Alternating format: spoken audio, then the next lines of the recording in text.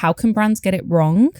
I think, first of all, if a brand doesn't really kind of understand the cultural significance of the word or the phrase and the context in which it's being used, there's definitely potential to offend there, which you do not want to do.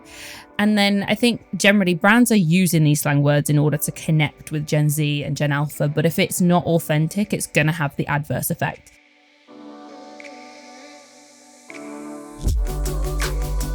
Hello, and welcome to the Create Tomorrow podcast. I'm your brand new host, Cassandra Napoli, Head of Marketing and Events Insight at WGSN. From here on out, every 2 weeks, I will be taking you on a journey looking at how brands and consumers are creating tomorrow, whether that's through product innovations, actions and strategies, or online behaviors. So for our first episode, it's all about the future of language and how young people are quite literally shaping the future of the English language with their online behaviors.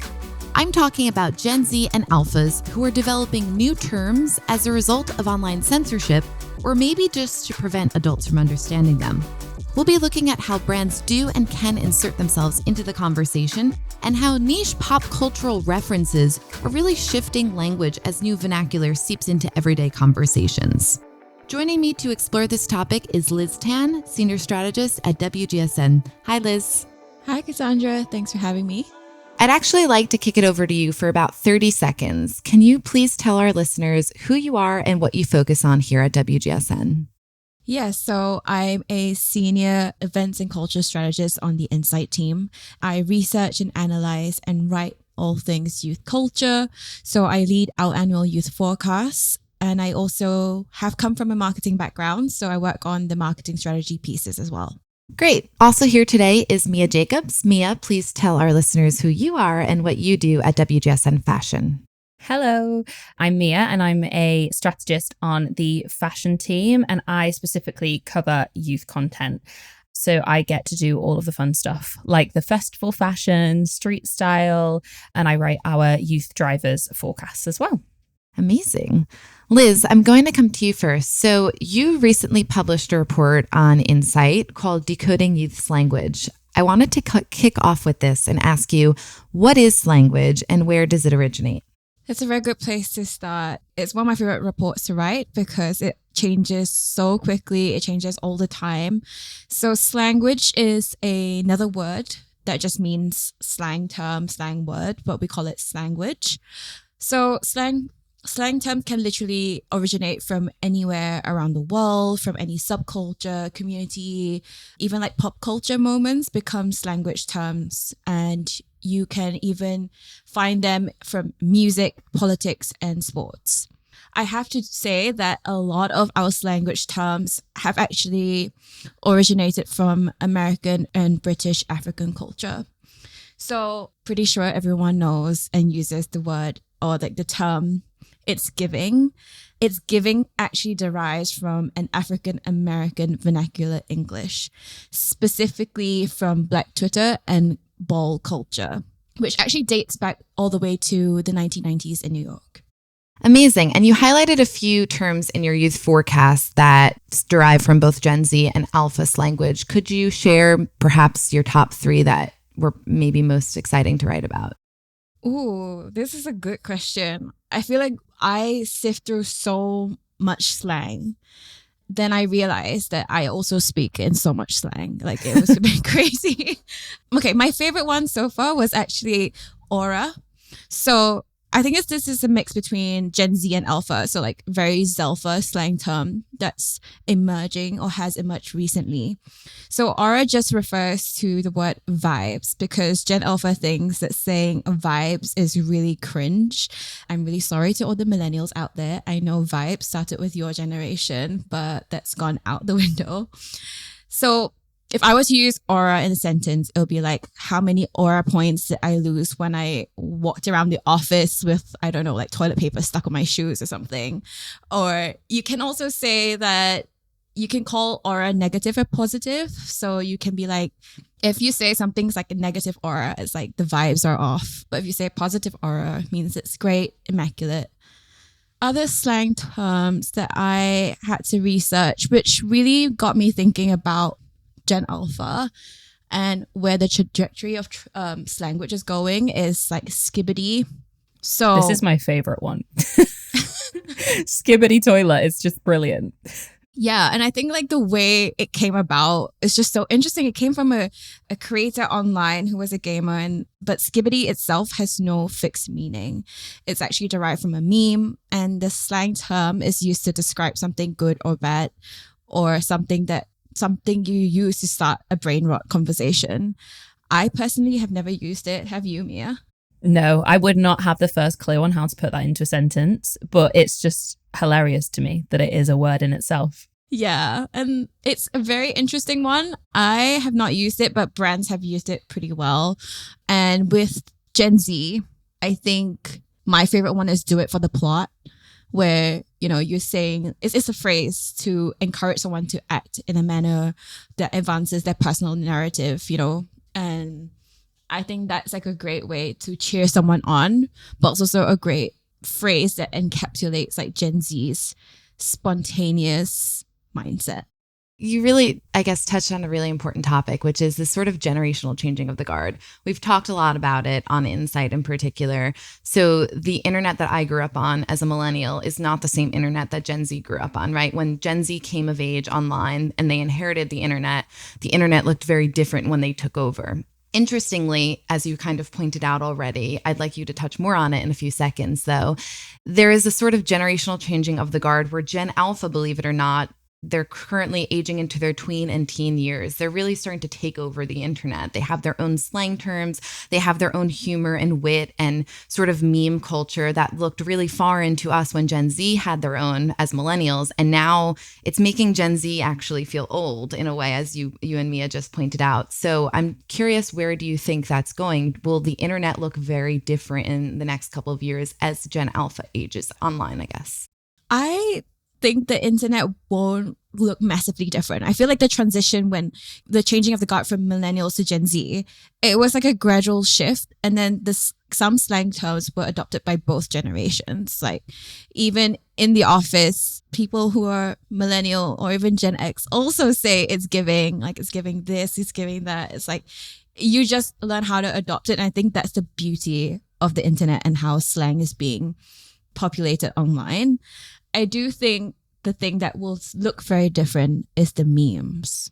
I think the style, visual aspect of memes will look completely different. Gen Z likes a lot of memes that are very ironic. They like satire. And Gen Alpha just likes brain rot content. Anything that's like sludge. You know, anything that's remotely abstract and a bit surreal. I think that is the massive difference.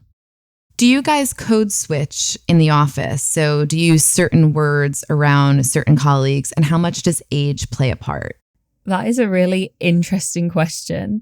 And now you say it and I think about it, I'm like, I probably do, but I'm not necessarily like thinking that I'm doing it at the time. But yeah, I know that I can say something to Liz and she's just going to get it. Like it will naturally come out of my mouth. Whereas you do need to maintain a kind of more professional in certain situations. But I think it also helps that me and Liz are just friends. So we have that rapport anyway. But yeah, to be honest, I don't think I use a lot of slang. Apparently I say it's giving a lot. Liz says I say that all the time. But yeah, I guess in a way that, yeah, I probably do. Liz, do you have anything to add? Yeah, I think code switching for me, it happens in the office, but also in terms of like, I code switch with accents because I feel like if you heard me speak with my Singaporean accent, you'd be like, what? Like, she does not sound like that. And then I switch accents depending on where I am, and I can't help myself. My friends back home make fun of me. They're going to make fun of me hearing this podcast. My mom does it too, and I make fun of her when we go abroad. I'm like, ew, why do you keep doing that? But then I do it too. I do code switch in terms of like, so I'm going to give away my trick when I present. So when I present on any internal meeting, I know there's going to be a very small majority of Gen Z.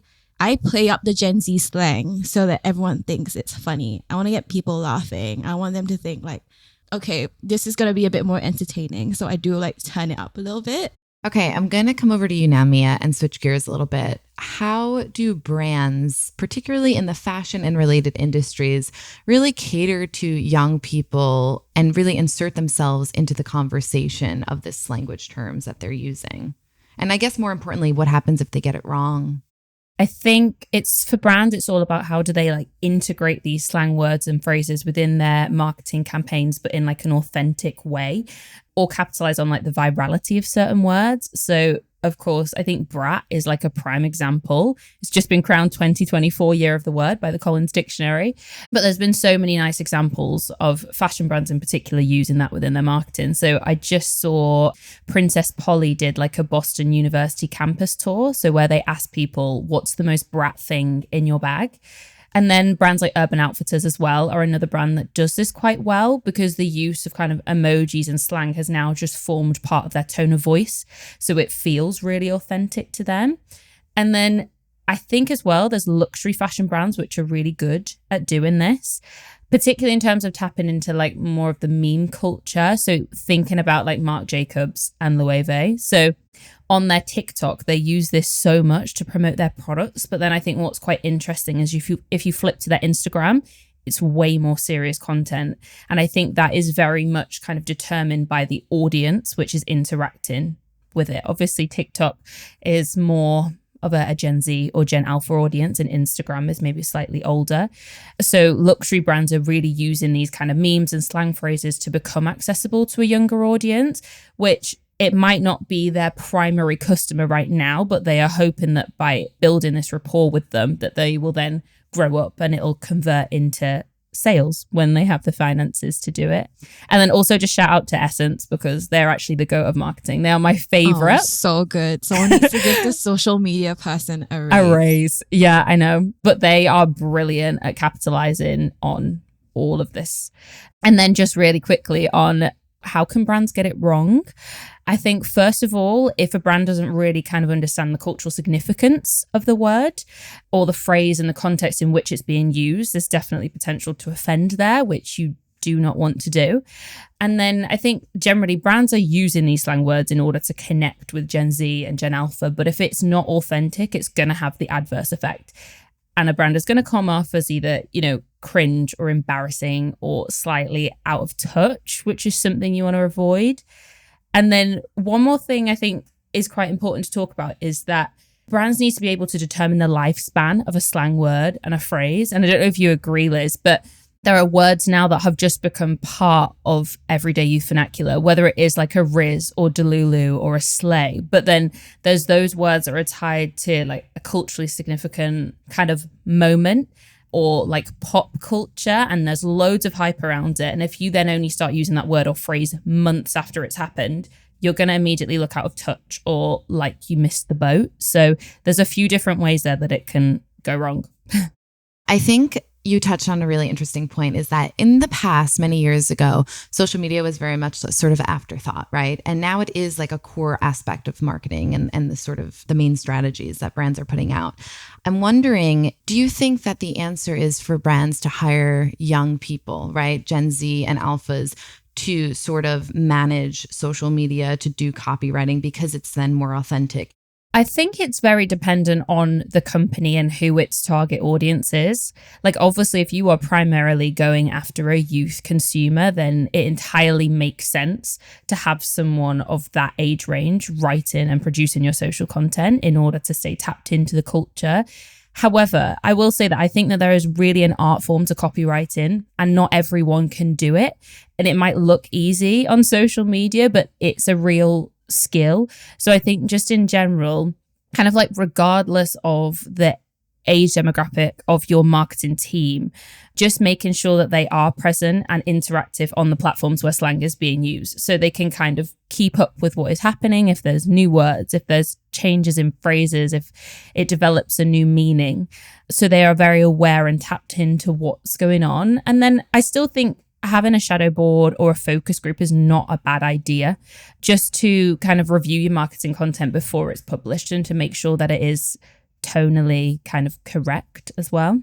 Yeah, I love that idea. Liz, I want to come to you now because in your forecast on Decoding Youth's Language, you mentioned Haley Welsh, who's a young woman who went viral recently this year. She coined a not safe for work term, which has now seeped its way into the global cultural lexicon. Brands have co-opted it. It's become a podcast. So how do brands keep abreast of these types of moments, and how do they determine what's right for them?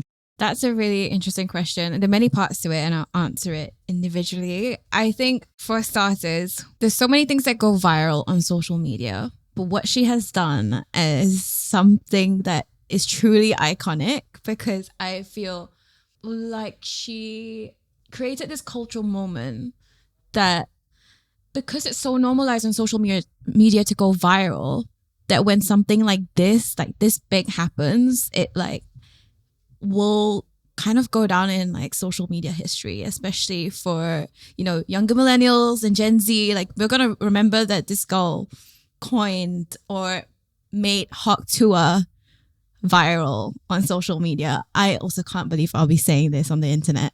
Sorry, mom. But for context, she did appear on this YouTube video and she was being interviewed, and she said the slang tuah, and it is a term that mimics the sound of someone collecting saliva and spitting it out. It's definitely not safe for work, so I'm not going to say it in a full sentence. And I think another one that has appeared on all our social feeds is raw dogging. And when my friends first started saying that in public, I was like, I can't believe you just said that. Because I was like, what do you mean? I was like, are you sure you're supposed to be using that? But no, raw dogging has since become a term to describe how to do something without preparation or distractions. So really good example is I love getting my nails done, and I raw dog that process. I sit there and no headphones, nothing, just my thoughts. I sometimes don't chat as well. And to your question, how do brands keep abreast of these types of moments? Again, I think it's all about practicing social listening. I know we keep saying that, but it's so important to be online. We talk about how people are, looking for a digital detox. They want to move offline off their screens. That is good from a mental health perspective. But even for my role in the way I research, I have to be super online. I have separate accounts so that I don't mess up my algorithm. I have to make sure that you are staying engaged with different communities. I think that's a big one, because tuah started in the US, but it has now traveled and become a global phenomenon. I think another thing that brands will need to do is just carve out time for your social media teams to actually just doom scroll.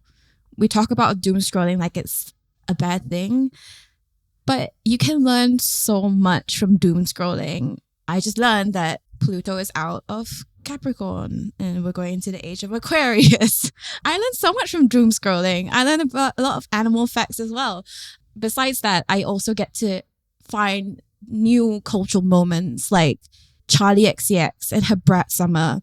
Brat Summer, although some people say it's over, I don't think it's over because it's still happening. She just performed at a massive show at New York Times Square.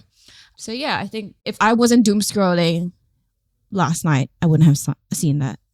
The other thing I wanted to ask you actually is, alongside of this conversation, we've been forecasting niche as the new norm for a number of years now, right?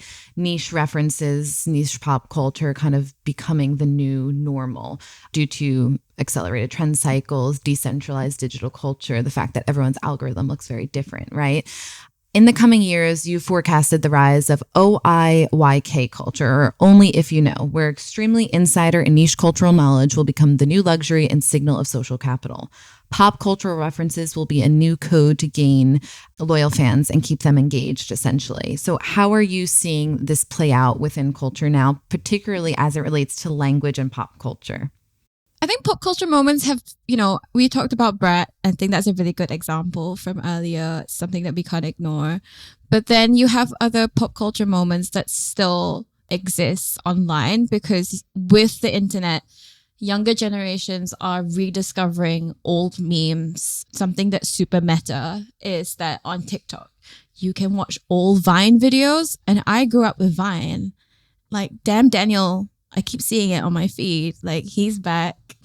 And the Chipotle boy, the I love Chipotle. I don't know if you guys know that meme, but it was my favorite meme when I was growing up, and I would not like shut up about it. And one brand that has done this really well is like Barbie. So what Barbie did was tap into the cultural meme of, I'm looking for a guy in finance, 6'5", blue eyes. Okay, this whole podcast is gonna have a lot of incriminating evidence on me. But anyway, Barbie tapped into looking for a guy in finance song and made it their own, about Barbie looking for a Ken doll. And I thought that was just very simple, but so intentional. And it was timed so well culturally, but also stuck with the brand identity of Barbie. Liz, I wanted to also ask you about nonverbal communication. So you've written about how TikTok has helped inform the masses about really essential communication strategies that have actually saved people's lives. Can you tell us a bit about that?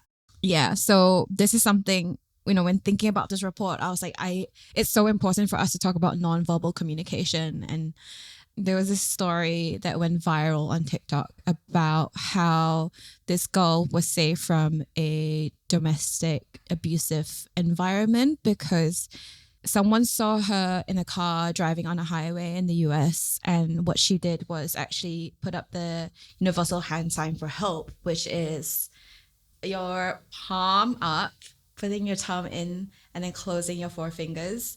And that's a universal sign for help. That went viral. That has now become part of Slanguage. That has become Slanguage for women, Slanguage for children, to tell people that they need help. And I think that is a benefit of, having a slang term that's nonverbal.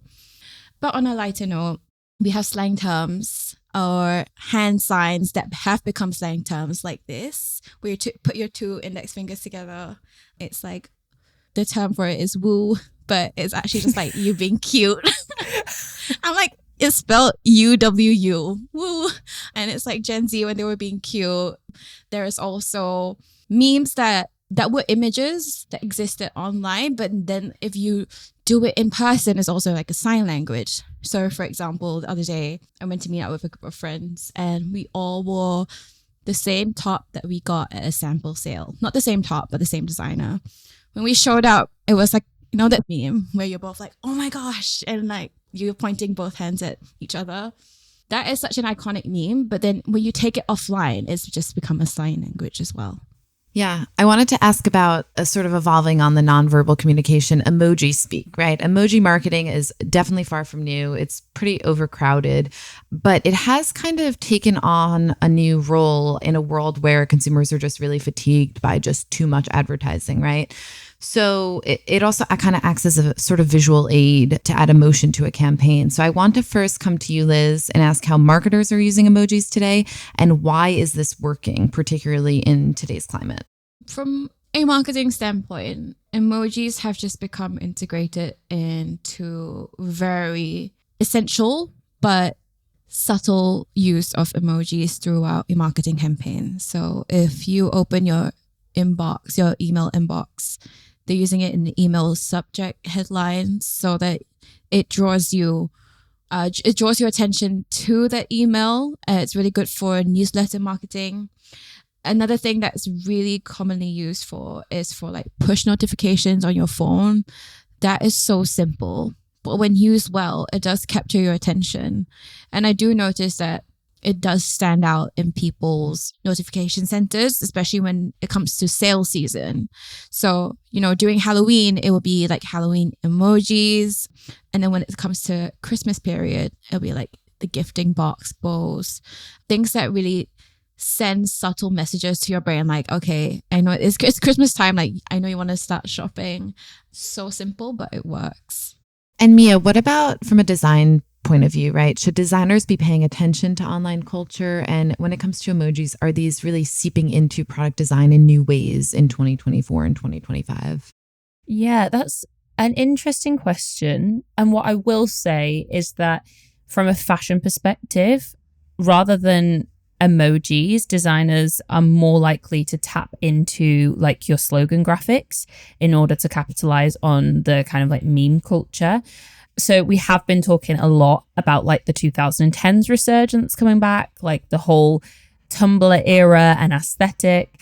It's been bubbling for quite some time now. And on the catwalks this season for Spring Summer 25, we saw quite a few of the like iconic slogan tees making a comeback. So there was like Philip Lim, Natasha Zinko had them, Stam had them as well. And I think they are quite kind of symbolic of that time. And then also there's another retailer called Weekday that does basically like a weekly limited edition run of t-shirts, and they are based on like a current kind of meme or something that's going around on social media. So I had a look this week to see what it was. And this one was it's every week it's just like a plain white t-shirt and then they play with the font. But this one was, I fear my type is someone who's part of a running club, which I just thought was hilarious given the current climate. And then we have also called out this trend for Spring Summer 26 as well in our prints and graphics forecast. But it's basically all about nonsensical slogans. So like Liz called out before with Gen Alpha, they're either really weird or funny or tapping into that idea of escapism or even brain rot because they just don't make sense. So kind of like your skibidi toilet. So yeah, that is what we're kind of seeing the direction go in terms of fashion. Okay, that's all we have time for today, but I wanted to quickly end with asking each of you a quick question. I want to know if there's anyone in particular, this is the Create Tomorrow podcast, so is there anyone that you admire who's currently doing a really great job of creating tomorrow? Mia, I'm going to put you on the spot. Actually, it's someone that I do know personally that I think is doing a really good job of creating tomorrow. And she is called Ebenita Ayere. And she's basically founder of a group called Milk Honeybees, which I've had the privilege of working with. But it's basically, she created like an expressive and safe space for young Black girls to kind of come together and put her first. And that's their like slogan is her. So it stands for healing, empowerment and resilience. And she's just done so much amazing work to kind of make these young girls' voices be heard and their experiences be validated. And they have actually published a book called Girlhood Unfiltered, and it's just full of essays from these young Black girls about their experiences. And it's amazing just to have watched them grow and their journey and the opportunities that she's been able to afford these girls. So yeah, that's someone who I think is really creating a better tomorrow. Amazing. And Liz, what do you think? I have to say that someone that popped into my mind was the Gen Z candidate in the New Zealand's cabinet. The Maori Guardian in Parliament is what some articles have called her, which I think is a great name. But her name is Hana Wahiti Maipi Clark. She's based in New Zealand, and she went viral for breaking out into a haka chant and dance in Parliament in New Zealand recently. I don't think I've seen someone who embraces their culture that much and to be that passionate. Like, you could see it, you could feel it. It made me tear up a little bit because knowing that like Gen Z is going to be in power, what does that mean for the future? It was very nice to see someone fighting for her own community and her own rights. So I think she's going to change tomorrow. Thank you to my guests, Liz Tan and Mia Jacobs. If you're a WGSN subscriber, look out for more trends available at WGSN.com. And if you're not a subscriber, please come and discover our services. We'll be back in 2 weeks for our next episode. In the meantime, you can catch the CEO of WGSN, Carla Buzashi, next week on our other podcast, Lives of Tomorrow. I'm your host, Cassandra Napoli. Be sure to follow and subscribe to this podcast, and see you next time.